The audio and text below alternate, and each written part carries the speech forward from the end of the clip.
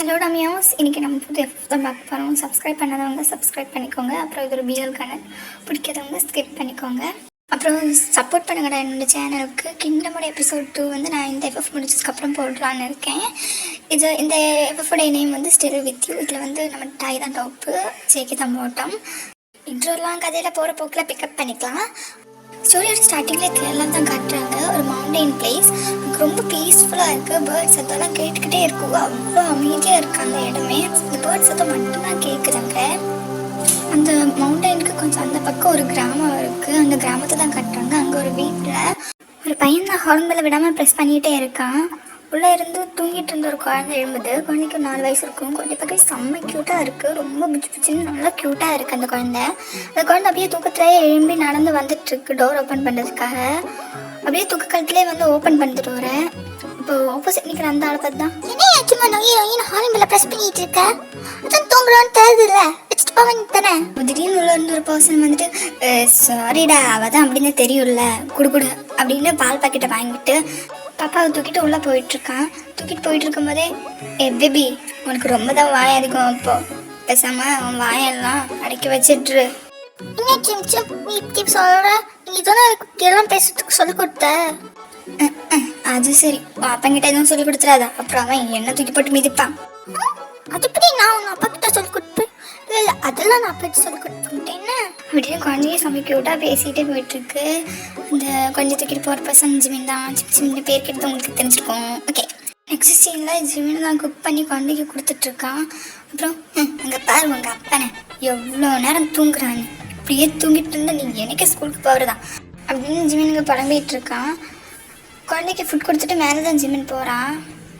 ரூமுக்கு போய் door open பண்ணிட்டு, டேய் எவ்வளோ நேரம் தூங்குவ, எலும்பு, பேபி ஸ்கூலுக்கு போய்ட்டு வேண்டாமா? ஏய் டயம் எலும்புடா, என்ன இவ்வளோ நேரம் தூங்குற நீ? இப்படி கத்திக்கிட்டே டயங்க போட்டு எழுப்பிட்டு இருக்கான். டயங்க அப்படி,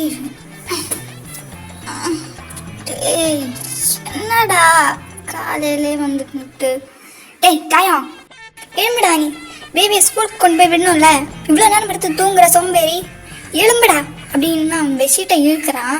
டைம் அப்படியே நினைஞ்சுக்கிட்டேன். ஒரு 5 நிமிஷம் லேட்டாக போனால் தான் என்னவா?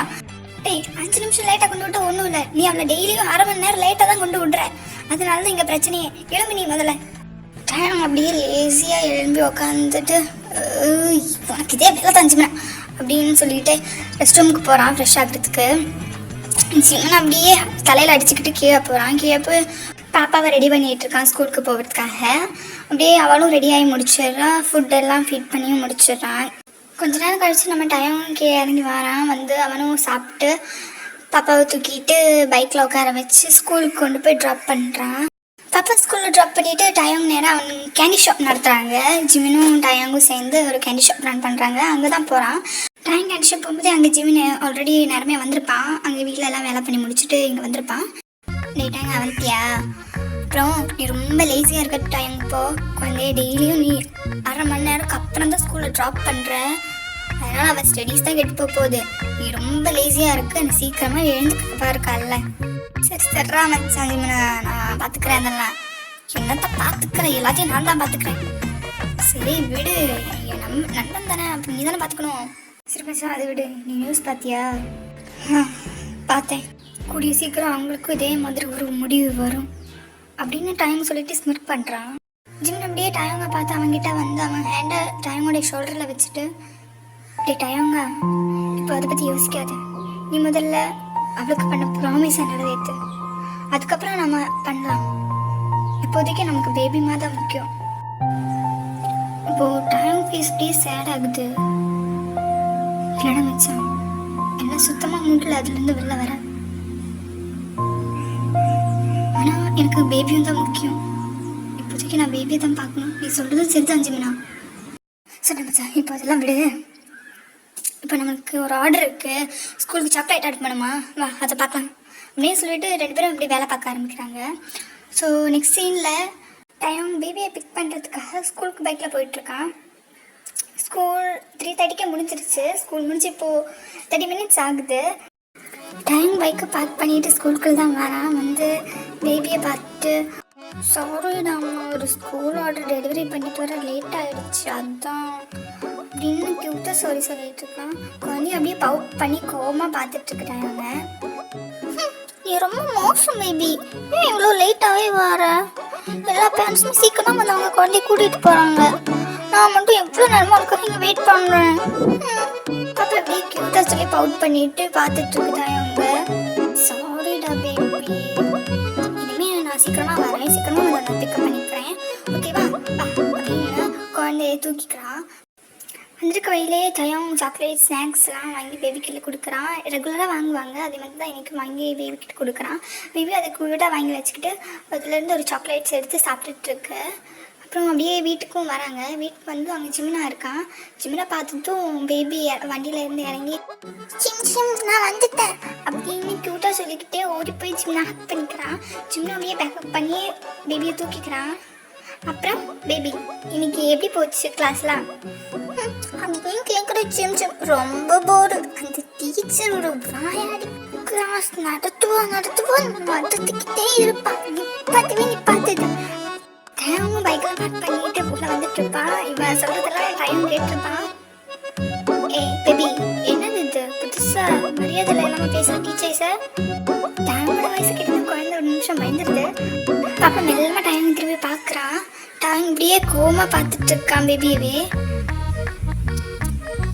அப்பா எனக்கு இந்த சிம் தான் இப்படியெல்லாம் பேச சொல்லி கொடுத்தான் அப்படின்னு ஜிம்மியை போட்டு கொடுத்துருது. ஜிம்மனுக்கு அங்கே ஆள் இல்லை. அடி குட்டி குச்சானே என்னை மாட்டி விட்டுட்டியாடி அப்படின்ற மாதிரி குழந்தைய பார்க்குறான். டைமோட அந்த கோமான பார்வை இப்போ ஸ்ட்ரைட்டாக ஜிம்மன் பக்கம் திரும்புது. ஜிம்மின் ஐயோ என்ன பார்க்குறான். டேய் மச்சான் இல்லடா நான் ஒன்றுமே சொல்லலை இவகிட்ட, அவளாதான் எங்க ஸ்கூல்ல எங்கேயாவது படிச்சிருப்பா அப்படின்னு பைய தூக்கி குழந்தை மேலே போட்டுறான். குழந்தை உடனே சிம்சிம்மா பறந்து சிம்சிம் களம் பறைவா. பாப்பா உடனே மலையாளத்தில் பேச ஆரம்பிக்குது. சிவனுக்கெல்லாம் ஒன்றுமே புரியல. டைமுக்கு வந்து கொஞ்சம் கொஞ்சம் மலையாளம் தெரியும். அதனால அப்படியே கோமா மறுபடியும் ஜிம்மில் தான் பார்க்குறான். நீ மச்சான் என்னடா சொல்ல அவன் பொண்ணு? நீ தான் சொல்லி கொடுத்தியா அவளுக்கு? ரெண்டு பேரும் ரொம்ப போய் வர ஜிம்னா நீ இவ்வளோ போகிற போக்கே சரியில்லை, இல்லை வச்சுக்கிறேன் அப்படின்னு சொல்லிட்டு டைம் மேலே போகிறான். மேலே போகிற டைம்வே இவங்க ரெண்டு பேரும் பாவமாக பார்த்துட்டு இருக்காங்க. அதே பப்பி ஐஸோட ரெண்டு பேரும் ஃபேஸ் டு ஃபேஸ் பார்க்குறாங்க. இப்போ ஜிம்னோட பப்பி ஐஸ் மாதிரி அதே குட்டி மச்சான் அவன் வந்ததும் என்ன மாற்றி சொல்கிறியா? அதுவும் மேடம் மலையாளத்துலலாம் எனக்கு புரியாத பாஷையில அவங்ககிட்ட என்ன போட்டு கொடுக்குறியா? காலையில் நீ சொன்ன அவங்ககிட்ட சொல்ல மாட்டேன்னு நீ சொன்னேன். சாரி தாதா திடீர்னு வந்து கேட்டோட அதான் நான் சொல்லிட்டேன் பயத்தில் என்ன மன்னிச்சிரு.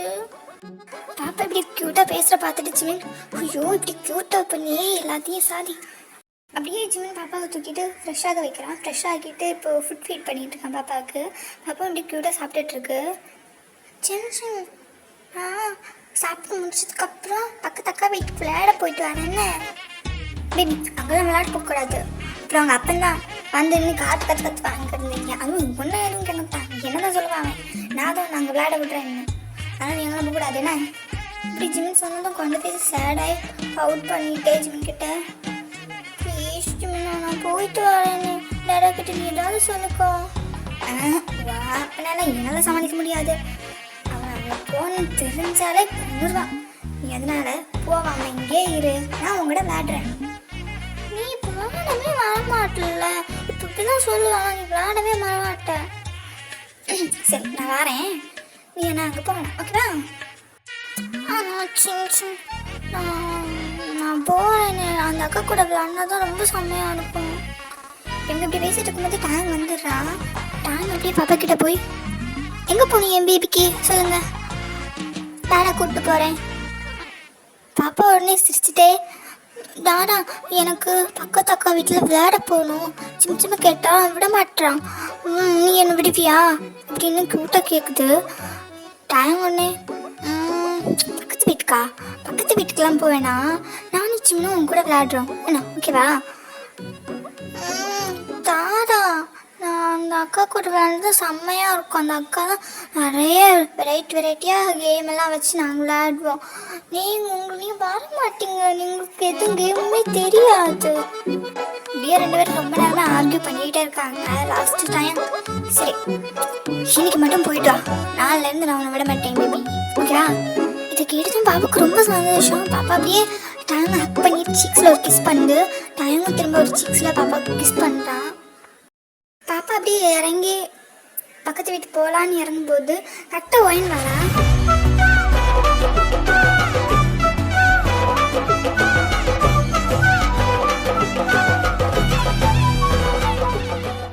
ஒயின் தான் அந்த பக்கத்து வீட்டு பொண்ணு, ஓகேவா? ஓகே, ஒயின் வரா. ஒயினை பார்த்து பாப்பா போய் ஒயினுக்கா அப்படின்னு போய் ஹக் பண்ணி എന്താ ടേട്ടി നീ കളിക്കാൻ വരാത്തത്? നിന്നെ കാണാനില്ലാത്തോണ്ടാ ഞാൻ ഇങ്ങോട്ട് വന്നത്. ഓ വൈൻ ചേച്ചി, ഞാൻ അങ്ങോട്ട് വരാനിരിക്കുകയായിരുന്നു. വരാൻ നിന്നപ്പോഴാ ചേച്ചി ഇങ്ങോട്ട് വന്നത്. പാപ്പാക്കിட்ட பேசி முடிச்சுட்டு பியும் ஜிமினையும் பார்க்குறான். பார்த்துட்டு ஹாய் சுகானோ எனக்கு இன்னும் ஜிமினை பார்த்து கேட்குறா. ஜிமினும் நான் நல்லா இருக்கேன், நீங்கள் எப்படி இருக்கீங்க அப்படின்னு பதிலுக்கு சும்மா அவனும் கேட்டானே அப்படின்றதுக்காக கேட்குறான். ஒயினும் நான் நல்லா இருக்கேன் அப்படின்னு சொல்லியிருக்காங்க. பி அப்படியே எதுவுமே கண்டுக்காமல் மேலே போகிறான். ஒயின் வந்து பக்கத்து வீட்டு போனால் நம்ம டைம் ரொம்ப அழகாக இருப்பாள், அதனால சின்னதாக ஒரு க்ரஷ் ஒயினுக்கு. அப்புறம் பேபியும் அவங்களுக்கு ரொம்ப பிடிக்கும் டைட்டாயை. டைம் போனதும் ஒயின் ஜிமின் கிட்ட வந்துட்டு சேட்டா வீட்டை நின்றா எப்படி என்ன தேசியம் இருக்குது அது என்ன காணும்போ அவன் யாருக்கிட்டையும் அதிகமாக பேச மாட்டா, அதான் அப்படி போகிறான். അങ്ങനെയാണോ ചേട്ടാ? പിന്നെ ഞാൻ നിങ്ങളടുത്ത് കുറേ ദിവസമായി ഒരു കാര്യം ചോദിക്കാമെന്ന് വിചാരിക്കുന്നു. ടീറ്റയുടെ അമ്മ എവിടെയാ? അവൻ്റെ അമ്മ എപ്പോഴും ഉണ്ടോ? ചോദിക്കുന്നുണ്ട്, തെറ്റിദ്ധരിക്കരുത്. എനിക്ക് ടീറ്റയുടെ അമ്മയെ കുറിച്ച് അറിഞ്ഞാൽ കൊള്ളാമെന്നുണ്ട്. ബിജുമൻ அப்படியே ஒயனை பார்த்துட்டு அது எதுக்கு நீ கேட்குற? അല്ല ചുമ്മാ ഒന്ന് ഞാൻ അറിയാൻ വേണ്ടിയിട്ട് ടേറ്റെ എൻ്റെ അടുത്ത് നിറയെ വട്ടം വന്ന് പറയാറുണ്ട് അവൻ്റെ അമ്മയെ അവൻ കണ്ടിട്ടില്ല അങ്ങനെ ഒക്കെ, അതുകൊണ്ട് ഞാൻ ചോദിച്ചതാ. அது வந்து நான் எப்படி உங்ககிட்ட சொல்வேன்? இதை பற்றி யாருக்கிட்டே சொல்லக்கூடாதுன்னு சொல்லியிருக்கான். இருந்தாலும் எனக்கு உங்ககிட்ட சொல்லணும்னு தோணுது, நான் சொல்கிறேன். கிட்ட மட்டும் உங்களுக்கு தெரிஞ்ச மாதிரி நீங்கள் காட்டிக்காதீங்க அப்படின்னு சொல்லிட்டு ஃப்ளாஷ்பேக் சொல்ல ஆரம்பிக்கிறான். நீங்கள் நினைக்கிற மாதிரி இப்போ இருக்க டைம் இல்லை, நேரமே ரொம்ப சுறுசுறுப்பாக இருப்பான். அப்புறம் அவன் நீங்கள் நினைக்கிற மாதிரி ஒரு கேண்டி ஷாப் ஓனர் கிடையாது.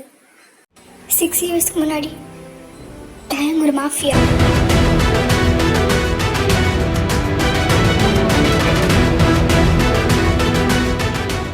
ஓகே காமியாஸ், இதோட இந்த எபிசோட் நான் முடிச்சுக்கிறேன். நெக்ஸ்ட் எபிசோட் சூன் போடுறேன். இது ஒரு மினி சீரிஸ் மாதிரி தான், ஓகேவா? Okay bye.